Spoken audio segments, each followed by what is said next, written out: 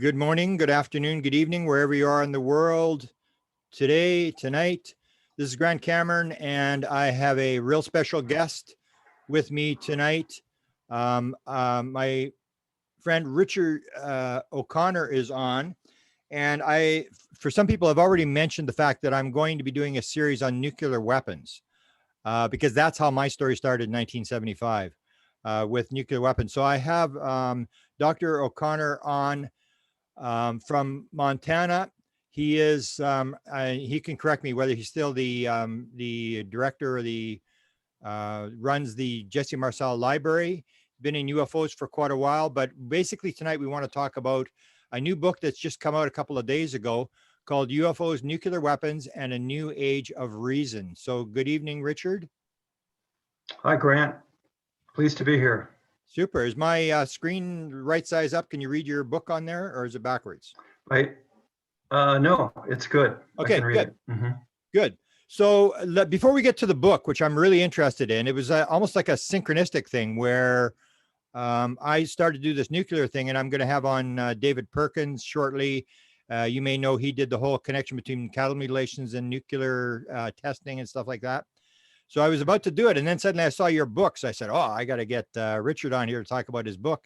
So before we get to the book, can you talk a little bit about the whole background, like why you got into UFOs? I think it was because of Jesse Marcel, and then maybe talk a little bit about the library in Montana. I went through there one time. I think I just missed it by a couple of days that it closed down for the winter.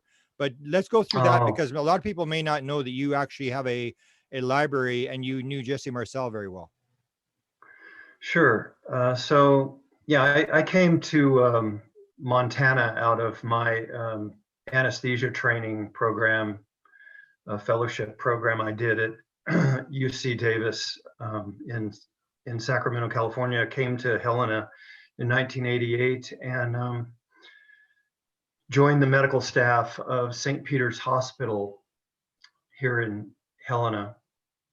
And on the staff at that time was Dr. Marcel, Jesse A. Marcel Jr., who was an ear, nose, and throat surgeon here in Helena for probably about 10 years before I got here. And so, I met him and worked with him for quite some time before one evening I was watching this documentary on Roswell, or it was just a UFO documentary, but they mentioned Roswell and they mentioned his name, which kind of surprised me. I was like, oh, I know him. So I think the next time I was working in an operating room with him, I asked him about it, and he said, yeah, that happened. That was me. I was 11 years old when that happened, and my father brought home this material and laid it out on the kitchen floor, and he said that it wasn't from this earth and that it was from a flying saucer. So I worked with Dr. Marcel for many years after that, probably before he went out. He left St. Peter's and went to work out at the VA hospital at Fort Harrison here in Helena, but we worked together for at least a decade after that, and I got to know him very well. We worked together frequently, and getting to know him as a person, as a physician, and also as just a citizen, helped me realize that that he was a very honest, straight up guy, and there was no reason for me to ever think that he would be telling a story about this that wasn't true. And then, of course, I got to know his family and his wife and his children, and we had dinner together on many occasions. And so, when you get to know someone on a personal level like that, you become able, I think, to judge whether or not you think that they would make up something like this. And so, from basically 1989 on, I realized that the Roswell story was true. Yeah. And that all the implications of that. And so that was my introduction to UFOs and why I got interested in it. And since then, it's been an interesting, but also kind of a frustrating experience to be aware that all of this is true, but our world just continues to sort of ignore it, you know. Mhm. Up until recently, it is getting some more traction, it seems, since December 2017. But prior to that, people just sort of shut it out of their lives and their minds, and most people. And so hopefully now we're seeing a change in the tempo of people coming to realize that there probably is a lot more to it than they gave it credit for. And hopefully more people are engaging with the subject and becoming interested in it and looking for their own truth. Mhm. And it's definitely time that happened, and was one of the the reasons that I decided to years ago, back in 2012, just turned out to be a year before Jess Marcel died. I spoke with him about opening a library, which I had a building available near my home, and naming it after he and his father in order to help carry on the Roswell legacy, you know, after he's gone. Not that it will really ever go away. I think it's become quite well solidified in our cultural, you know, reality. So, but anyway, he talked with me about that and said, sure, you know, if you want to do that, that's fine. And the vision I had for the library was that it could serve as a place where people that were having these experiences could come and discuss the subject without fear of ridicule or without fear that they were going to be laughed at, you know, because 2012 was still quite a few years away from the time when the taboo or the stigma associated with discussing this whole subject in a serious manner came about. So he said, yeah, sure, that would be great. So I put all the books and information and materials that I had collected over the years into the library, and other people brought materials and books and stocked it up with those and videos and things that people could come and check out.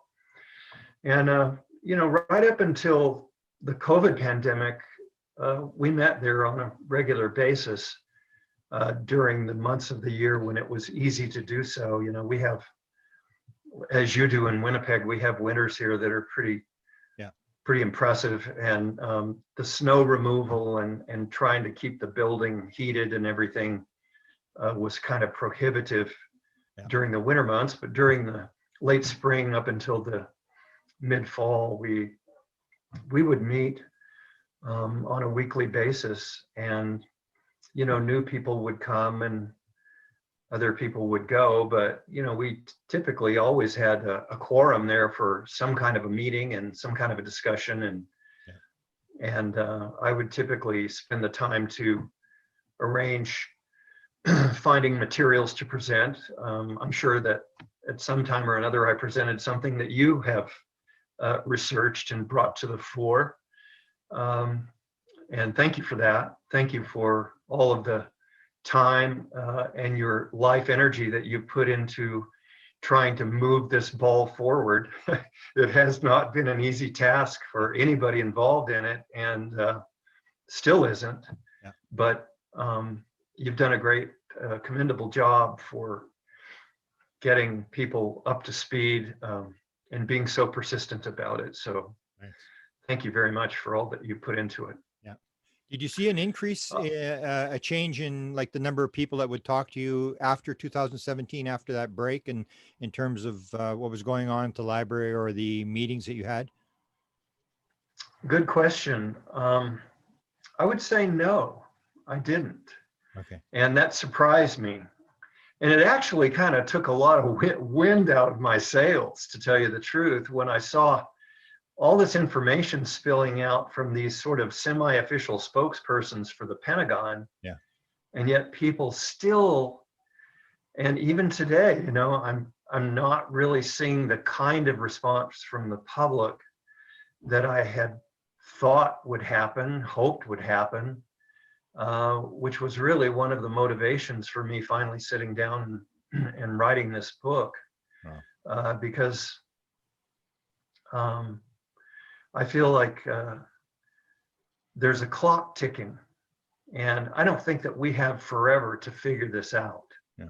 And to embrace it and to take action on the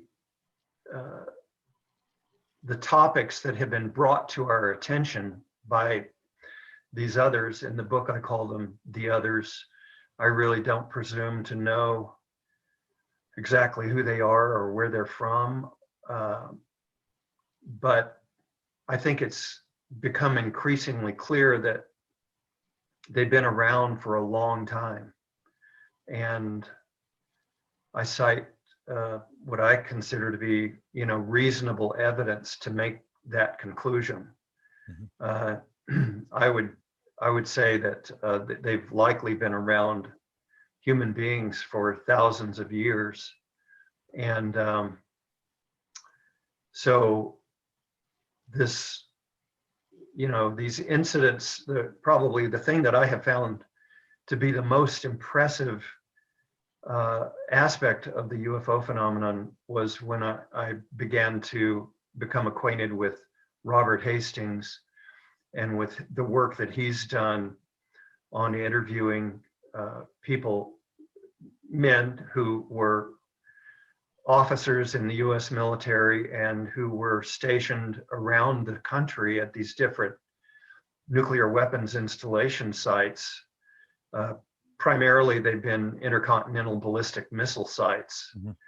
where UFOs have been very closely temporally related to the disabling of these nuclear missiles. And to the point where I think that there can be no question that those machines, those devices, were responsible for having done that, And then, of course, all the work that Stephen Greer has done to bring this to the public's attention through his interviews with Robert Salas, the Captain Robert Salas, who was one of the primary, if maybe the spokesperson who initially came out with the stories about his experiences right here in Montana at Malmstrom Air Force Base, where UFOs shut down the nuclear missiles at 2 different locations, located not too far from where I live. And so, I began paying attention to Robert Salas and his stories through Stephen Greer's Disclosure Project. And then, of course, he brought forward the testimony of Professor Dr. Robert Jacobs, who was also in the US Air Force, stationed at Vandenberg Air Force Base, when he actually captured on film a UFO shooting this intercontinental ballistic missile with a dummy warhead out of the atmosphere, I think somewhere around an altitude of, I don't know, it was high. It was high up in the atmosphere, I think maybe around 18,000 feet, but they had this special camera that they were using to film this. And it was actually a camera that you could sit on a turret, and it had quite a large lens associated with the camera. This was a high-tech device for that time in the mid-1960s. And they filmed the launch of this ICBM and this missile going into the upper atmosphere. And then Robert Jacobs described seeing on the film himself this UFO typical description of a UFO coming down out of the frame of the video, or into the frame of the video, circling around the warhead, and what seemed unmistakably to be aiming some sort of a energy device. We don't know really what it is, you know, whether it was a photonic beam or some kind of a high energy particle beam or what it was, but it was something that damaged the warhead enough to cause the guidance system in the warhead to malfunction, and the missile tumble out of control and land somewhere out over the ocean. Just for crash, I should say. Yeah, just to interrupt you, I actually have I had a lot of correspondence and interaction with a guy by the name of Robert Emenegger, who did a documentary in the 1970s called UFOs Past, Present, Future. They were actually offered that film. They've got the film. It's actually in Oregon now, in a vault. And I will put on the audio and maybe try to put it on the video as well to this, to give some context, because he talks about that film, that they were given the film, and then at the end they said, well, we'd rather you not put it in the film. But he describes exactly the film that you're talking about, this where the warhead is taken out. In terms Excellent. of the three guys that you have, we're talking Hastings and Jacobs and Salas.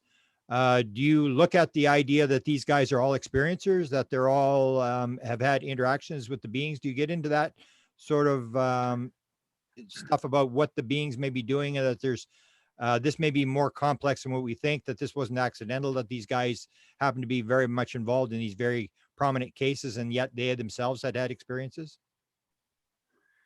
Well, certainly Robert Hastings wrote a book, I guess about a year ago, explaining, yes, that he has had interactions as a contactee with these beings. Mm-hmm. And, you know, I certainly don't discount that, as I don't discount the stories of many, many others who've come forward courageously, I think, and talked about their personal experiences with these others. Yeah. And I, you know, I commend them for doing what they've done, because it is helping to focus our attention on this phenomenon and realize that this is affecting the personal lives of citizens, and they deserve to be listened to. And I think that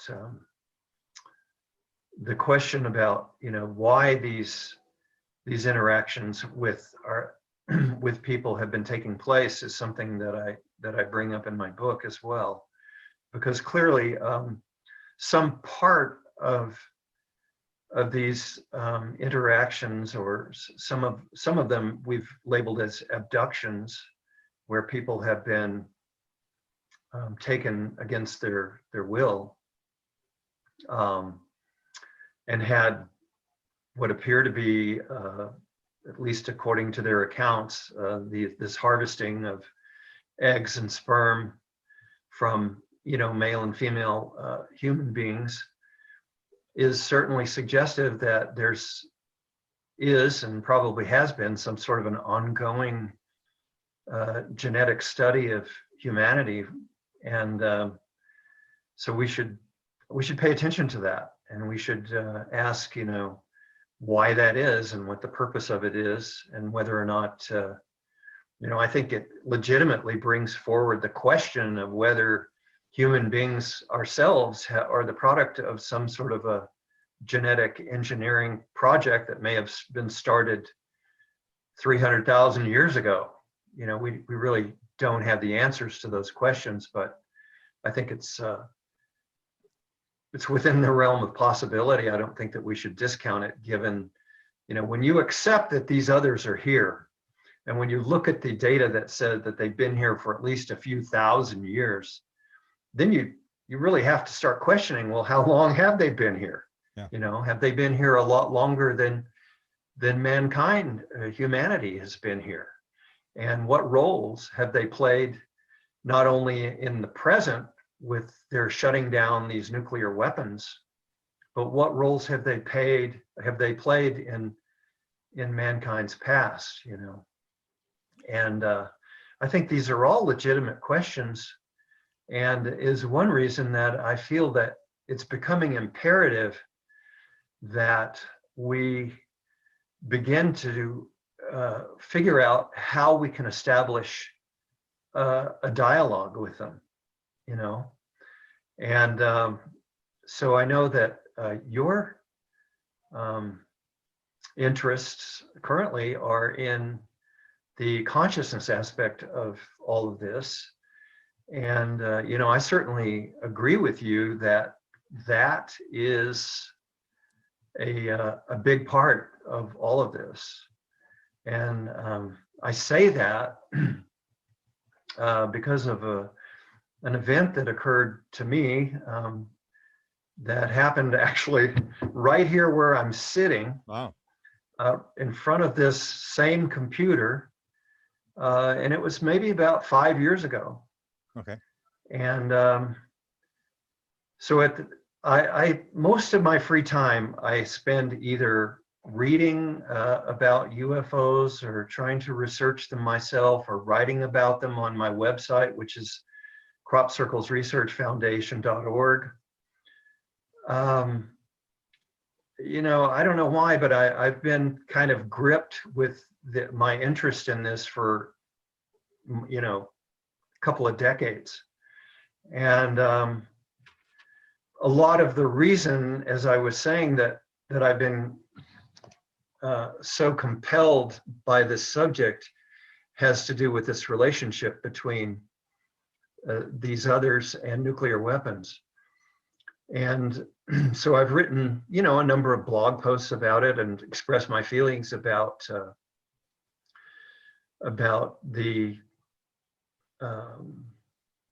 unconscionable risk that mankind has placed not only our own species and our entire civilization in, but in fact, every single form of life on this planet, you know?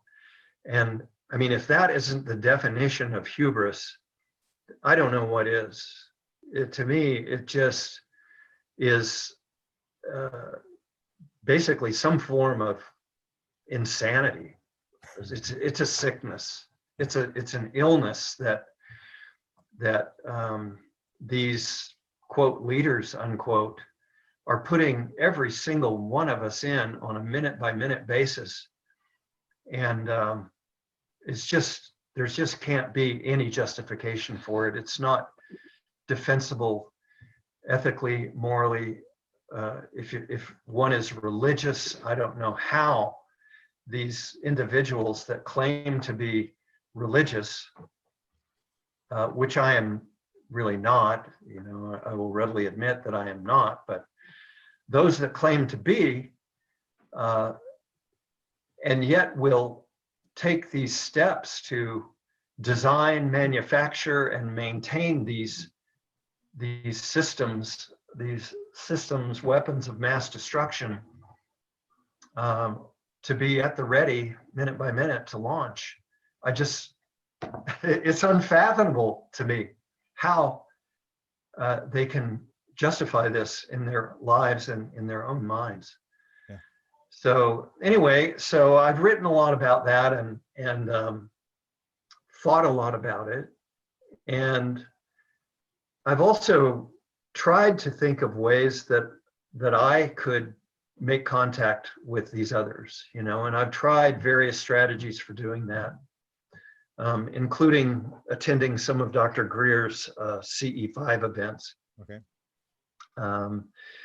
And we've had some of our own, you know, of those types of meditation / telepathic attempts at communicating and at trying to bring them closer. And, you know, Grant, I will say, you know, that in my judgment, I don't believe that I've ever been witness to any real successes in that.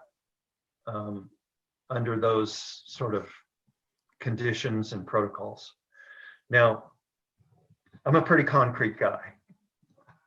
I did anesthesia for a living for 30 plus years, you know, and doing anesthesia, you have to be pretty grounded in reality.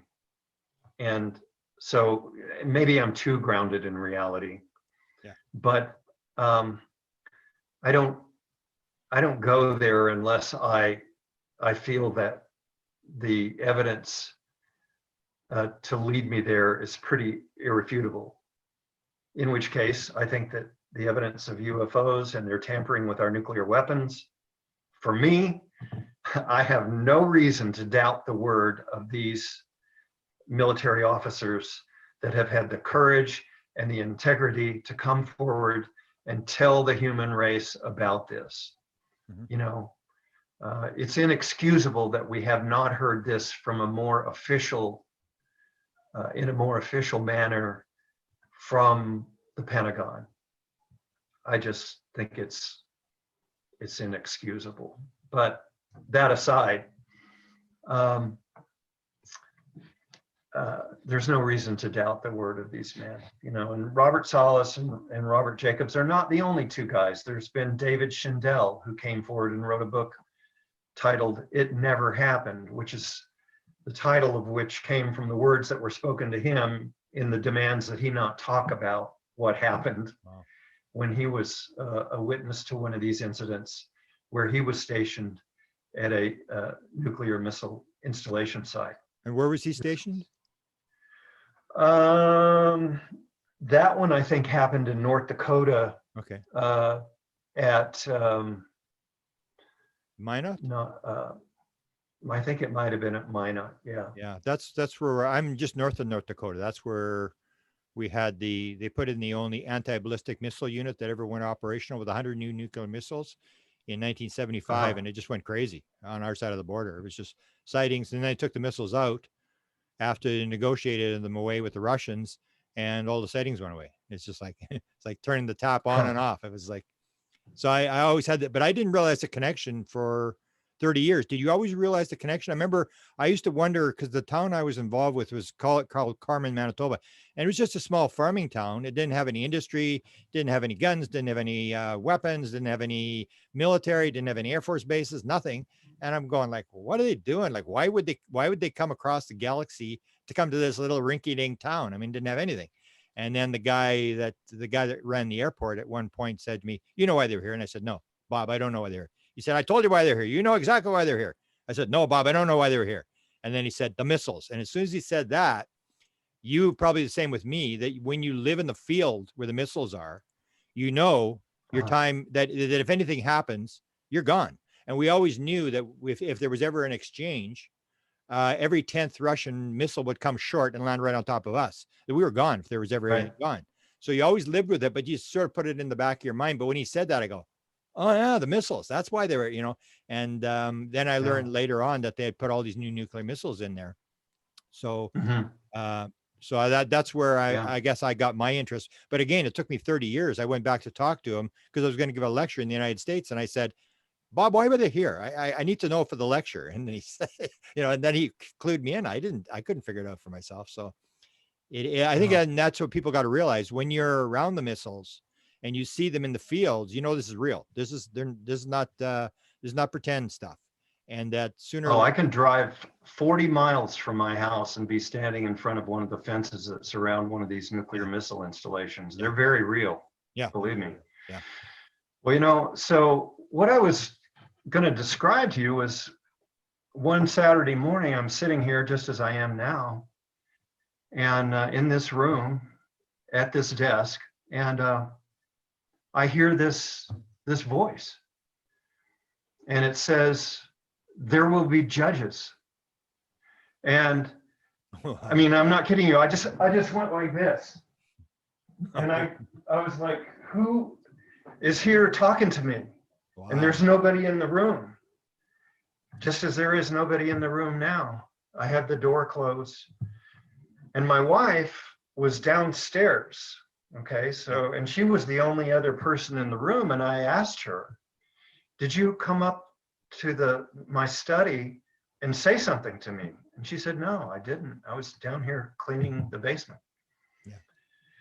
And so I was like, holy shit, this is unbelievable. I mean, I've never had anything like this happen to me in my life, you know. This was a clear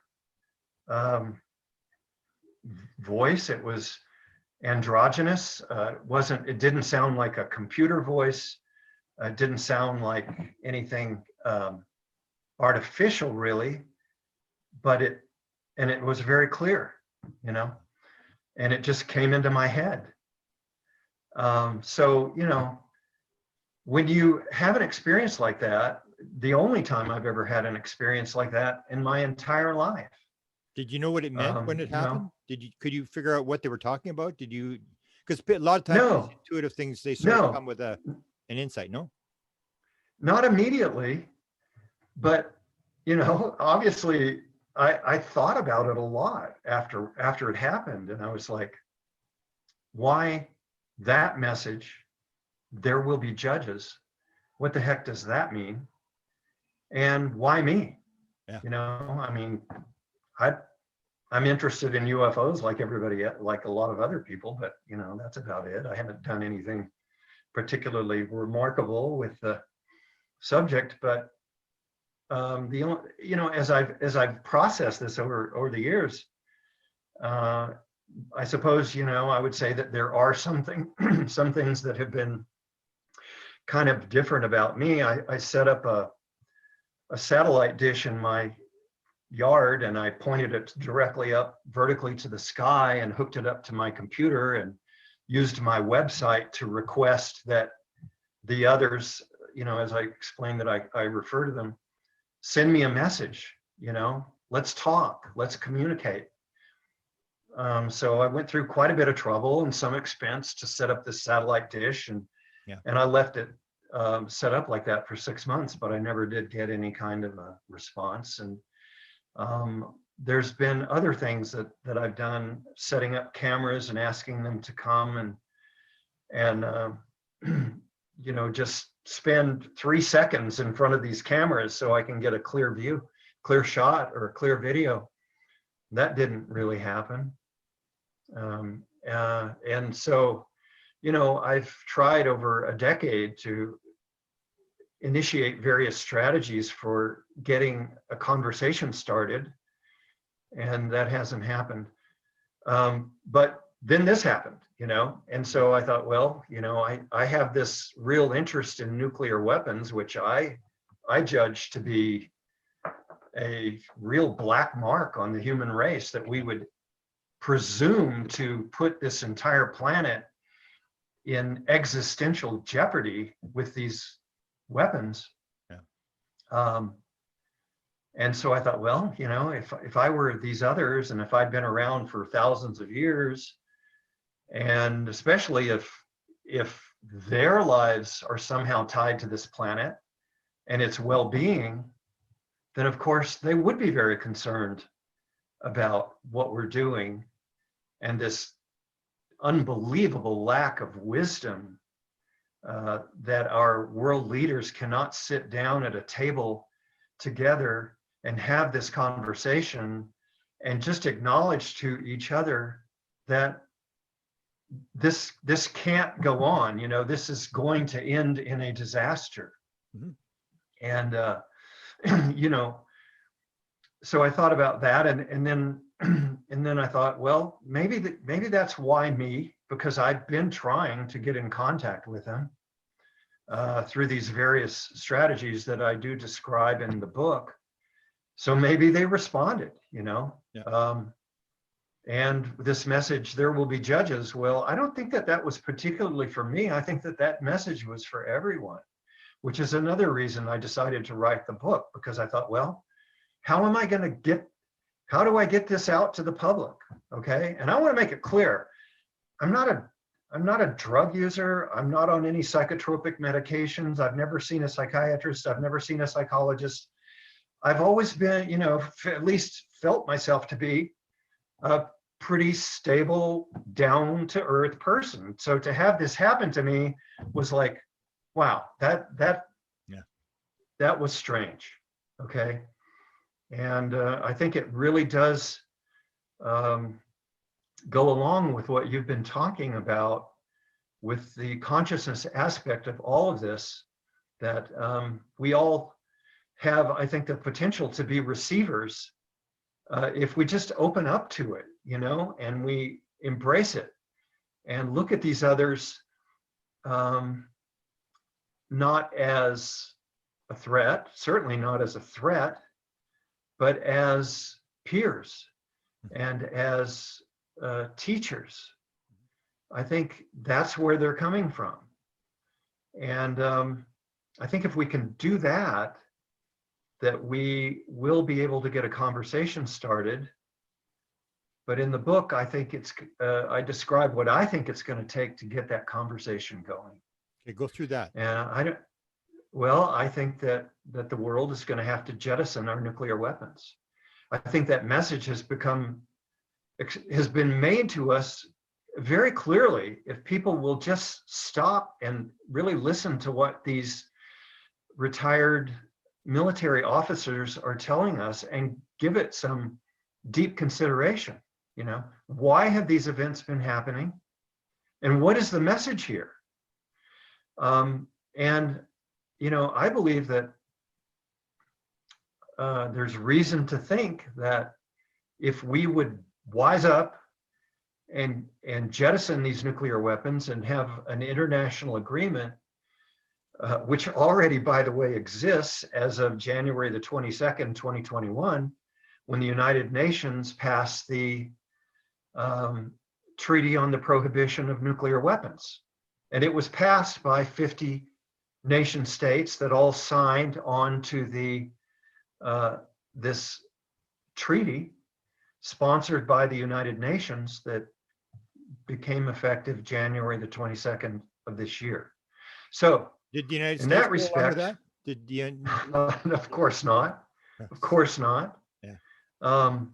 Neither did Russia. None of the nations on the Security Council or none of the nuclear armed nations signed the agreement. Okay. But nonetheless, it's been agreed upon by the required number of nation states on this planet to ban nuclear weapons. Yeah.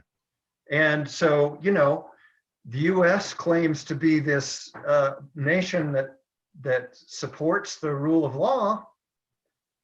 So let's do that, you know, let's support the rule of law. Because under international law right now, we are a rogue nation, or at least I'm saying we, the United States, of which I am a citizen, is now a rogue nation that lies outside of international law. Yeah. So I feel that, you know, since we were the nation that developed nuclear weapons, we were the nation that first developed intercontinental ballistic missiles.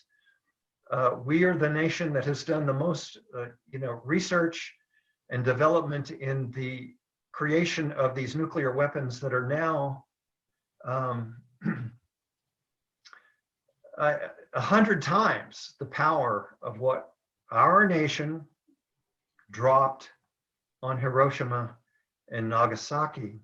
Yeah.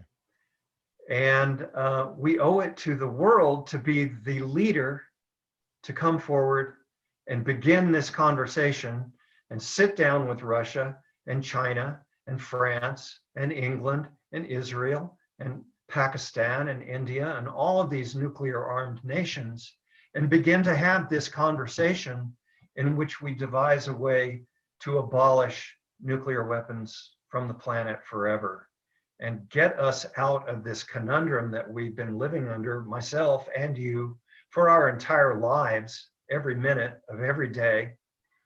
And, you know, an example that I give in my book, Grant, is one day I go to the hospital, regular work day, and about 10 o'clock in the morning, the fire alarms start going off. Well, that wasn't so unusual because in hospitals, they do fire alarm drills all the time. Well, it turned out this was no drill. Someone had tossed something in a metal garbage can, and the paper in the garbage can caught on fire. And when that happened, the smoke from that fire activated the fire alarm system, and the overhead sprinklers started to go amok. And I walk into the endoscopy suite there at the hospital, and all this expensive equipment is being showered with water. Probably, hundreds of thousands of dollars of expensive equipment is being ruined, and nobody knows how to shut it off. Wow. And it takes like an hour and a half for the maintenance people at the hospital to figure out how to shut down the water sprinkling system, and all this equipment gets ruined. Well, nobody expected that to happen that day. Yeah. I had gone to work there every day for 25 years and never seen an accident like that happen. And then boom, all of a sudden, nobody suspects, because of a set of weird circumstances, all this mayhem takes place. Well, on a micro scale, I present that as an example of what is going to happen with these nuclear weapons. Okay? This is going to happen. It's not going to be that the United States is going to launch a first strike on Russia, or Russia's going to do likewise, or India or Pakistan. That's not what's going to happen. It's going to be some unforeseen set of circumstances. Could come from a solar flare, that fries some absolutely necessary transformer somewhere, that sets off this chain of events that nobody knows how to shut down until it's too late. Yeah. That is going to be what the human race is going to allow happen if we don't do something to change the course of what the trajectory that we're on. Okay? And I don't want to see that happen. Yeah. Nobody wants to see that happen. We love this planet. We many of us are environmentalists, and we try to recycle, and we try to drive. My wife drives an electric vehicle. Oh. Before that, she drove a Prius. We have solar panels on our home. Wow. We're trying to do these things to help the environment, but what good is any of that going to do when the whole thing goes up in a mushroom cloud? Yeah. And it almost has a number of times. Absolutely, it has. Yeah. You bet there has been. We can't stay silent on this any longer. Citizens have got to get involved in this. They have to start listening to what these men have told us. They've got to start taking the UFO phenomenon seriously. They've got to realize that we are not alone, that there are these others, and they're trying to shepherd us along. They're trying to help our really rather primitive civilization find our way. In my opinion, that's one of their missions, and we just keep ignoring them. And so in the book, and I think maybe these 5 crop circles that I analyze in the book are one of the most compelling reasons, or perhaps one of the most interesting things that people will find in the book. Okay. And it would be difficult for me to, in words, do adequate job of describing the analyses of these 5 crop circles that I believe came from the others. Wow. Okay. Many of the crop circles I don't think necessarily came from the others, but these 5 I think came from the others. And I think that they are messages to mankind, again, that we can all choose to pay attention to, or we can just continue to ignore it and go about our lives until we run out of time. And when that's going to happen, I won't make any predictions about that, but I I don't think that it's probably that going to be that far in the future. I mean, we've been living with these nuclear weapons now for 76 years. I don't know how much longer we think our luck with this is going to hold out, Yeah. but I don't think it's going to be forever. I think, this whole situation has a shelf life, Yeah. Now and you see one day it's going to expire. you see them shutting down the missiles. Do you think they'll try to step in if something does in order to save whatever vibration goes through the universe or save the earth or whatever? Do you think they will step in and shut the thing down? Because you probably dealt with this in the book, that a lot of these missiles have been shut down all over the place. Right. I think if the day ever comes when these missiles start to fly, I think that they're capable of intervening. Yeah. At least, they've shown us that they can blow these things out of the sky. And we know their craft move with incredible acceleration. Yeah. They would have no trouble catching up to an intercontinental ballistic missile and blowing it out of the sky. Yeah.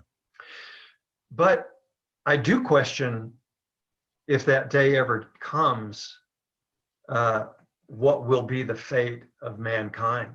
I mean, we've been given adequate warnings about this.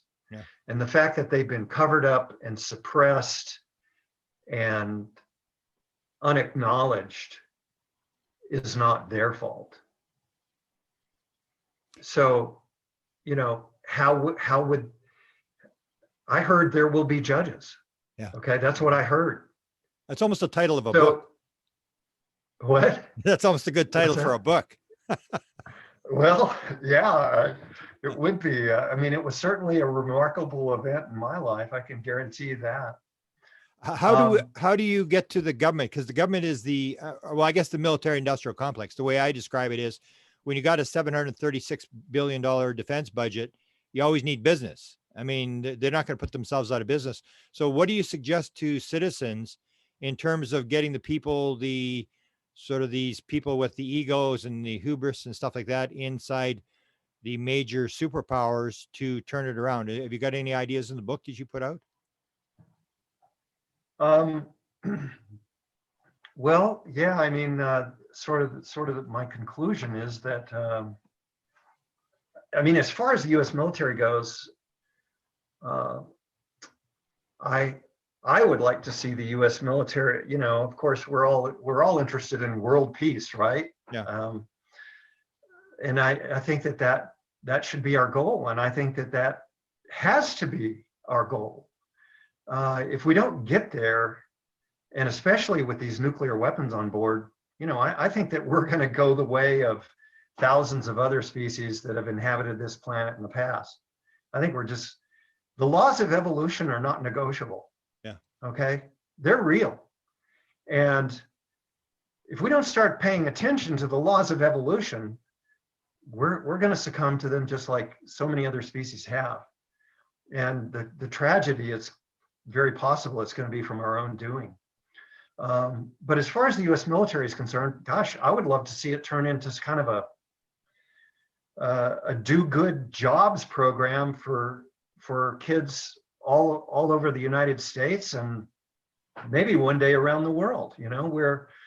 Where these kids that get out of school, high school, and they don't know exactly what they want to do, and they have a lot of energy and a lot of capability, could be sent around the world to improve things all around this planet. That's where kind of the direction I would like to see the U.S. military go. And I don't want to make them all sound like they're terrible human beings. I think that the U.S. military does a lot of good around the world, but they also just do a lot of destruction. And I think they could make wiser choices about where their capabilities and their energies are placed and to what purpose. But the idea that we cannot sit down with all of these nuclear armed nations and come to an international agreement that's already been mandated by the United Nations, I think is just defeatist. You know, it's fatalistic thinking that we can't get control of this, and stop talking about strategic nuclear weapons or limiting the number of nuclear weapons, and just all agree that they're an abomination. They don't belong on this planet under any circumstance by any nation, and they have to be gotten rid of. You know, that's got to be where we go with this. And if we don't go with this, it's not going to end well. Now we've my got a opinion. whole, you know, in the last couple of months, we've got a whole situation going with a demand for a report from the Pentagon. And right now they are not bringing up the experiencers. We don't want to hear anybody who said they saw a UFO or what the message you got. We don't want to hear about that. We don't want to, Right. they're not talking about nuclear weapons. Do you think that that may be the salvation, is that once we get over the whole UFOs are real, then the media and the people are going to start demanding why are they here and what's going on, and then that will give sort of a platform for people like Salas and Hastings and people like that to talk and say, this is what the message. And I'll tie another question in that. Have you dealt with experiences? Because you're running, what I ran was sort of like an experiencer group. I called it Experiences Anonymous, where people could come to the group and they didn't have to talk. They could sit in the back of the room and stuff. Did you get stories from experiencers that were, you know, a lot of them get the screen where they see the screen and they're showing the environmental devastation or the nuclear weapons? Did that fit into your book scenario? And what do you think about this idea where once we get past this UFOs are real, which is where they are right now, everybody's going to start wondering why they're here, and then they have to face the question that a lot of people are reporting this, that nukes has got a big part of this story. Yeah, yeah. Well, you know, at the library when we would have our meetings, certainly people would come and describe their UFO encounters. And there were individuals that came and, you know, reported histories of missing time. And one lady described an event where her car, I forget, it's been such a long time ago that I heard her story. Mickey was her name, but she described being in her car, driving in Wyoming, having this period of missing time, and then being like 70 miles further down the road than when this missing time began, or her last conscious recollection of driving down the road, you know. Yeah. So yeah, I did hear a few of those kinds, but most of the people that came to the library just described interactions with UFOs, some of them pretty up close, you know. In fact, one guy described seeing what can only be described as a Tic Tac UFO, Wow. not very high in the air, just by Kershaw, Montana, just a little north of Great Falls and Malmstrom Air Force Base. Yeah.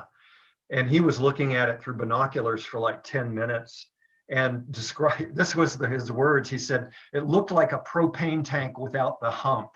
Okay, that was his description. Yeah. Now, if that's not a Tic Tac, Yeah.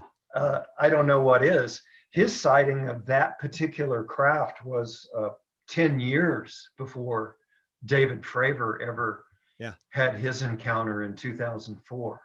So that makes me think that what David Fravor saw, you know, it increases my confidence that what David Fravor described as a pilot from the USS Nimitz was identical really to what this man described. So, you know, I have no doubt that they were seeing a craft that was virtually the same description. Yeah. So yeah, I actually got permission to video record the stories of several of the people that did come to the library and talk about their pretty up close UFO encounters. And I video recorded those and put those on my YouTube channel, and they are linked in those videos are linked in the book. Wow. But you know, one thing I would like to bring up, Grant, and this is going to be a very unpopular view that I discuss in the book, and I'm just going to briefly touch on it here. But Okay. so one morning I'm sitting in a motel room with my wife. We're traveling somewhere, and for some reason on the television is this evangelical television channel. I don't know why it was on. I never listened to those things, but Yeah. it was on in the hotel room. And I hear this guy talk, or he quotes this biblical writing from Matthew, and I hear it, and I go, wow, that, I'm not a Bible reader. Yeah. I don't know the Bible really. I went to 5 years of Catholic school as a kid and was raised as a Catholic, but along about the age of 18, I just said, oh, well, I got to start over on all this. This doesn't make any sense to me anymore. Yeah. So I'm not a religious person, in other words. Yeah. But I hear this guy talk about this parable, and I read it. Let me just read it to you, Sure, because yeah, it go made such an impression on me. Yeah. This is from Matthew 13. And it's the one that, I'm sure you've heard this before. It says, in them is fulfilled the prophecy of Isaiah. You will be ever hearing, but never understanding. You will be ever seeing, but never perceiving. For this people's heart has become calloused. Yeah. They hardly hear with their ears, and they have closed their eyes. Otherwise, they might see with their eyes, hear with their ears, understand with their hearts, and turn, and I would heal them. Wow. Okay? So when I heard that, and having this interest in UFOs, I was like, wow, that sounds like today. Yeah. Yeah. Yeah. That sounds like our population today that is just, for some reason, refusing to look at this and continues to deny and closing their ears and closing their eyes. And if all of these nuclear weapons pointed in every direction and creating this existential threat to everything on this planet is not an example of hearts that have become calloused, I don't know what better example there could be. Yeah. Okay. And so I thought about that, and I was like, well, okay, I'm not religious and I don't really read the Bible, but maybe there's more to this Bible than I thought, And so I began wondering, okay, you've heard, of course, all of these examples of things that are written in the Bible about, the Star of Bethlehem. Yeah. Okay. Yeah. That's described as a celestial object that moved with the Magi and stopped and highlighted a target down below. Yeah. Right? Well, there's only one thing we know of that does that. Yeah. Okay. And so that's what that had to be. Okay. And I think that offers us some reassurance that UFOs have been around and actually had an interest in Jesus. Okay. Yeah. And what the message that he was to bring to mankind and did, and so I feel like that there are probably aspects of the Bible that are based in fact, but their interpretation was through minds and people who knew nothing about anything. Okay, they knew that wheels, turned and water runs downhill. Yeah. And that's about what they knew about technology. Okay, so we've had to make it through the last 2,000 years to finally begin to be able to understand about what we're seeing. We're seeing technology, very advanced technology, but it is what it is, right? Yeah. And so now we can interpret these things that we read about in the Bible from a lot different perspective than our forebears could 2,000 years ago. Okay. And so the point that I want to make, and as I said, this is going to be very unpopular, but I think that the people who witnessed these events and had these interactions, just like I did with these beings, misinterpreted who they were talking to. They thought they were talking to the creator of the universe. Yeah. Okay. They labeled this as God, but I don't think that's who they were talking to. Yeah. I think they were talking to the others. Yeah. And so if that's the case, we have to completely reevaluate our religions, and this would include all of the Abrahamic religions and the Hindu religion. And we have to start asking ourselves and becoming brutally honest with ourselves about what the possibility is that we have been misinterpreting all along, who it was that we were talking to and who has been speaking to us. Yeah. And if we do that and begin to see things from a new perspective, I think a lot of what's happening is going to make a lot more sense to us. Yeah. You know? So that's really all I want to say about that, but I elaborate about that further on in the book. It's strange you mentioned I think that. if we're good. No, it's strange you mentioned that, because I actually just brought that whole subject up on Facebook just yesterday and today. And it's the concept that I don't know if you've seen I have a thing called the theory of wow. I've lectured out on a number of times where I say, why do UFOs have lights on them? So you can see them. Everything that they're doing is just messaging. That's all they're doing. They're not doing anything. They just want to wake you up. And I'm friends with Barbara Streisand's stepson, is an experiencer. And he said to me that the beings told him, when we come into your world, we go into your head and we see what's in your head and we form a lesson for you based on what's in your head. So if you're in fear, they're going to use fear to teach you a lesson. If you're, whatever your condition is, that's all they can do. They've got to use what's in your head to do it.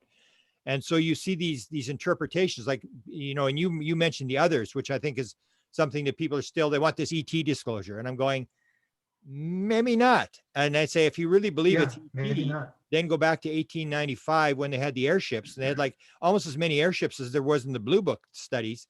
And these guys said, well, where'd you come with these wooden ships with the propellers and stuff like that? Oh, we came from Mars. And it's like, really? Do you really think they came from Mars? I mean, in that time period, you would believe that, but not anymore. And I even had a posting where I said, if you take a look before, the first abduction was actually Nancy Tremaine before Betty and Barney Hill. It was 2 months before. She saw the Greys. Before the Greys, if you look in all the experiencer or the humanoid reports from 1947 through to 1960, what you'll see is a huge percentage of aliens with helmets on, glass helmets. And you go back to the comics and stuff like that, and that's exactly what was in the comics. So they appear to us at whatever level we're at, because it used to be like they came from Mars and Venus. Then it was like Zeta Reticuli and Pleiades, and now it's multidimensional, or the fifth dimension or whatever, or you wouldn't understand, or they won't answer the question. And it's almost like they're coming to us at our level of reality, and you get stuck in that level of reality. You won't shift, but that's what they're trying to. Well, you know, that makes a lot of sense. You know, when I did anesthesia for children, I sat down on the floor with them and I got on their eye level. So I wasn't towering over them and looking like some huge, scary monster, you know, and we play with a toy and talk about what was going to happen and how this was all going to go down. And try to, you know, make them comfortable with what was about to take place, because they were about to leave their parents in the arms of a stranger and go back to a cold operating room and go through a procedure that, you know, I'm sure their parents had unconsciously transferred at least some of their anxiety about this to that child. And so the whole idea was to make the child as comfortable as I possibly could under the circumstances. Yeah. And I think that that's kind of what they do for us, you know. Yeah. They try to be as unobtrusive about this as possible while still getting the message across, and hoping and waiting that some of us are going to pick it up and carry it along and transfer it to others, and eventually our civilization is going to wake up to a new reality. And when we do that, if we do it right, I think our potential to have a planet full of wonderful people who make this experience of being alive and sentient as great as it can be. I think all that can happen, you Yeah. know. But we just have to get out from under these paradigms that we've been, I think, misperceiving and laboring under for way too long. It's time for us to blossom into the civilization that we can become, you know. Beautiful. Well, I appreciate the So work you've done, because that in the end, that's all you really can do, is you do the best you can with what you've got. And so Jesse yes, went public. If he hadn't gone public, yeah, you may not have gone public. I always point this out to people, that if I had not had my sightings in 1975, I may be just as uninformed as the people on the street, and just as skeptical. And you have these absolutely, events. So that's why we step out and we try to interact with as many people. It's not that you're going to save the world, but you'll turn a couple of rocks over, and those will turn off a couple of rocks. And that's how it accelerates. That's all you can really do, is to do the best you yeah, can with what you've got. I was always raised with the idea, like the Bible says, too much is given, much is expected. And Edgar Cayce, the famous psychic, always said, knowledge not used is sin. And that always drove me my whole life, was the fact that you and I know.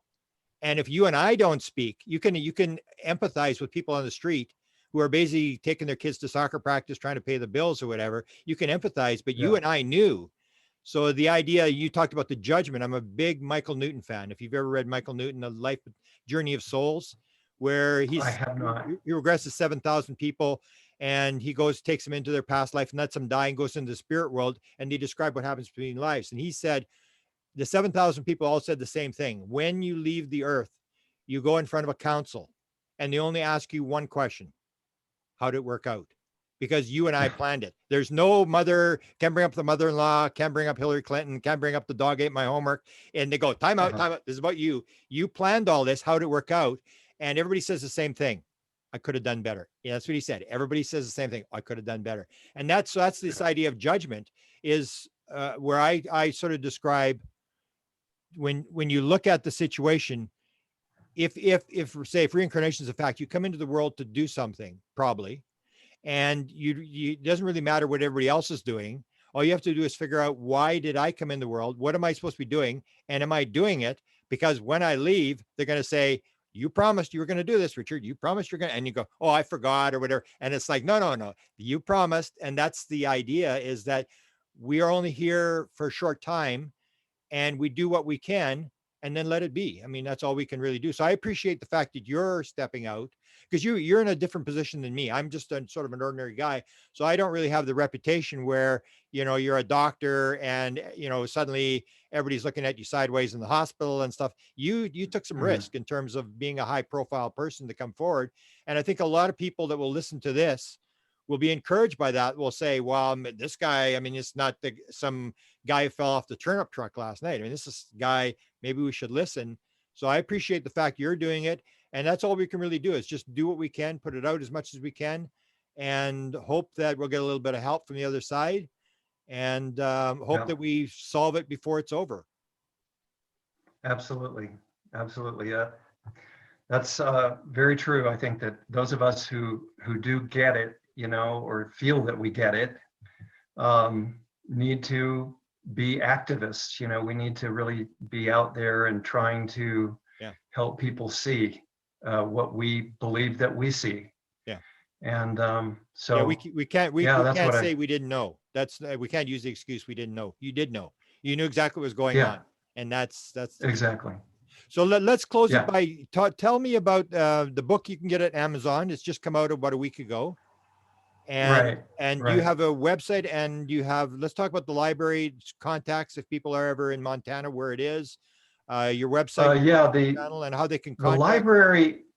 library is located just outside of Helena, Montana, um, and it's 11 Ponderosa Road, actually.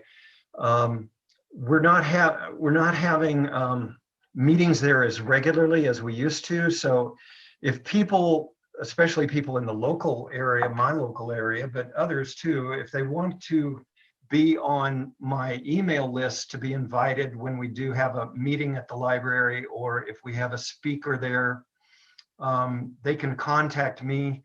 My email address is rkojaml@gmail.com, rkojaml@gmail.com. And I'll put you on our mailing list. Beautiful. I don't send out very many emails, really. It's not something that you will be bothered with, I can guarantee you. But when I do send out an email, it's about something that, I think is important, that's going to take place at the library, or some new bit of knowledge that I've come across that I think everybody needs to be aware of. And then as far as the book, it's available through Amazon in both a print version and an ebook.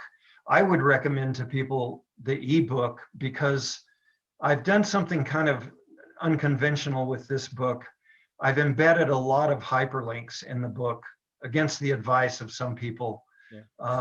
But, I hope that it doesn't suffer too much from link rot. Yeah.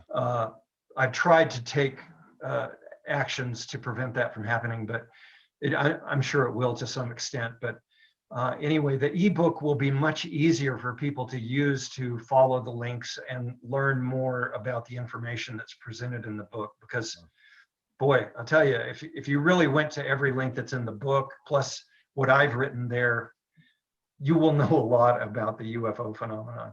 Wow. So, and your YouTube channel is what? It's just Richard O'Connor. Okay. I will link all this in the show notes. And as I said, I will put on that, the thing about the weapons. You'll actually hear this film where they were offered the film and then it was pulled out of the documentary at the last minute. But this was never given back to the U.S. Air Force, which I know that James Fox tried to negotiate it for his last documentary, and the guy in Oregon wanted too much money. I think it fell apart. But the film is still around, the one you're talking about with the nukes. That sort of gives me encouragement that they will get a little bit of help on the other side. So your book is called UFOs, Nuclear Weapons, and the New Age of Reason. And I appreciate your being on. Correct. And do you have a petition? Don't you have a petition going on as well about the disclosure initiative? I had one a long time ago, but I've kind of given up on that. Okay. Yeah, I didn't get a whole lot of attention to it. It's really hard to get the world's attention. I have been impressed with just how difficult it is. Well, yeah, but, this will help because it's part of a series on nuclear weapons, and I do have a fair number of people that follow the podcast and the channel. So, and even if we, move 10 people and those 10 people move 10 people, I mean, we're getting somewhere. And I appreciate you're doing this, or just stepping out. And well, thank you also for doing what you're doing. I think I'm going to try to get together with Victor Vigiani also and talk about this. So you guys up in Canada, hey, great job. Yeah. Carry on doing the good, carrying on doing the good work, because our world, this has to happen. We have to get a handle on this. People have to come to terms with this. So the more we talk about it, exponential progress is an impressive thing, and we can do that if we keep talking and keep working. Beautiful. The other thing I like to remind people is, because I always believe in this reincarnation being a big factor, it changes everything, is the idea that if that's a case that we came in to do something, then you and I both chose to be here at this time, this place, in the middle of whatever mess we think we find ourselves in, and maybe we came for a reason. Yeah, I believe that. I think that could very well be true. I know if I'm not doing it, I feel a certain level of anxiety. Yeah. I feel like I'm neglecting something I should be doing. So there may be some truth to what you're saying. Beautiful. Yes. Well, I appreciate what you do, and let's stay in touch. And if I come through Montana, I'll let you know because I missed it the one time. I think it's right off the one of the main interstates, right? Yeah, it's off of I-15. Yeah. So I go west Yeah. quite a bit. I don't drive as much as I used to, but once this COVID thing gets down, I'd like to see the library. How many books are in the library to end here? Oh, probably, you know, a couple of hundred at least. Okay. Yeah. Wow. And that many videos as well. Beautiful. Yeah. Okay. So if anybody's got stuff they want to get in there and maybe one last question. I was going to bring it up before, but did Jesse ever talk about the nuclear issue? Because his story dealt with Roswell and stuff. Did he ever get into the nuclear? No. No, he never did. No. You know, Jesse was a soldier. He was a U.S. military officer and a very patriotic individual. Yeah. And maybe if he and I had any personal differences, that it sort of would have been in that area. You know, he was a big supporter of the U.S. military. Yeah. And so am I when they're doing good work. But yeah, I can't support what they're doing with nuclear weapons. It's just beyond the pale. Yeah. Yeah. Okay. Thank you, Richard. And let's maybe do it again. If you got another book or things heat up, we'll and the issue comes up on the stage, which I think it may. Once we get past this nonsense about do UFOs exist, people are going to start asking the question, what's going on? Why they're here? And the experiencers who they've shut off now and told do not talk, these experiencers are going to start talking about the environment and the nuclear weapons, which I think is the two main messages, and the oneness message, which I don't know if you bring up, is the idea that it's all one thing, that as long as you and I believe that we're separate and it's me versus you, until you get the idea we're all one thing, we're all cells in the body, and that you can't become an individual cell because you're a cancer cell. Everybody's got to work together. That, you know, if we don't do that, we're done. This oneness message. So I think that's going to start coming out when we get past this nonsense about do UFOs exist. Yeah, it's the way the web of life is designed. Yeah, it's designed the way you're describing. Yeah, beautiful. You can't get away from it. Yeah, beautiful. Thank you, Grant. Thank you. I appreciate it. Take care.